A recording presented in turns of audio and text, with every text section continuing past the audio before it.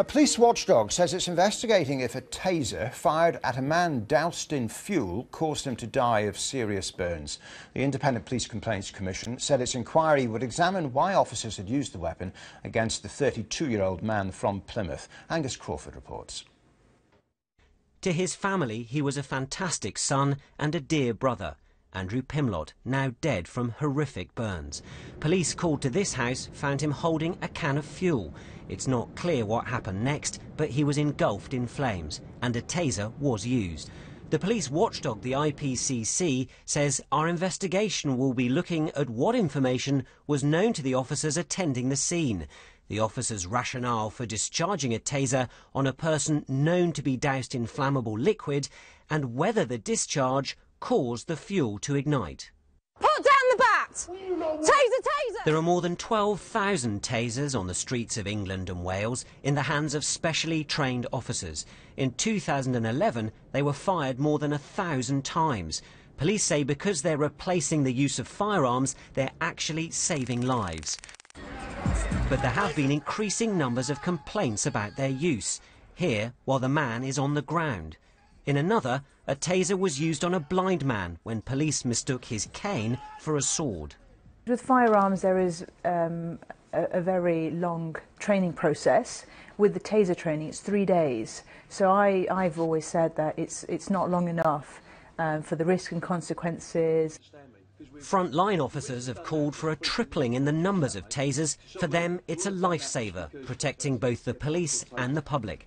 But campaigners fear it's becoming a weapon of first choice, leading to injuries and, on rare occasions, even death. Angus Crawford, BBC News. Well, let's talk now to Richard Taylor, who's an anti-TASER campaigner. Good afternoon to you. What's your reaction to this case? Good afternoon. Well, I'm very happy to see police firearms units, those highly trained and highly experienced officers, have access to taser to be used as an alternative to a conventional firearm. I hope that what this case does is it raises questions and starts debate about to what extent should other officers, neighbourhood officers and response officers, have the weapons, because that's what we've been seeing over recent years. Without any sort of clear debate or clear political decision, we've seen more and more police officers who are not members of these firearms teams routinely armed with taser weapons. Why is that a problem? Why are you against them?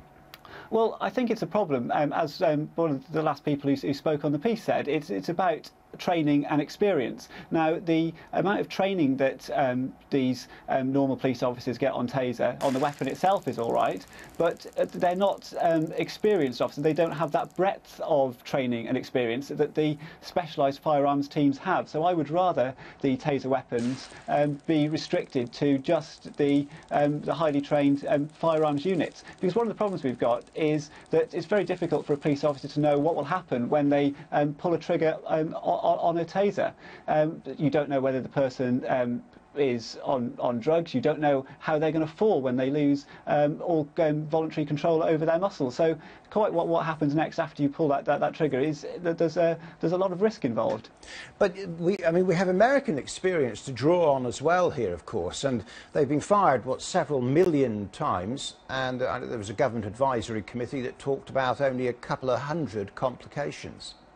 Well, what we're seeing, though, is we're seeing an increased use of taser as more officers in the UK are getting these weapons, and these weapons are being deployed more. And what I want to see is police use of force being proportional. And I would question whether, when we're seeing increased use of taser, are we actually seeing more violent incidents? And I don't think we are. I think what's happening is our police response is changing, and I'm opposing that, because I really think it might well damage the relationship between the public and the police in this country, and really change the way this country feels. We have a tradition of unarmed policing and policing by consent, so I don't want us to move towards policing by force, and I don't think that any element of a UK police officer's power or authority should come from the weapons that they're holding. Are they really comparable with guns?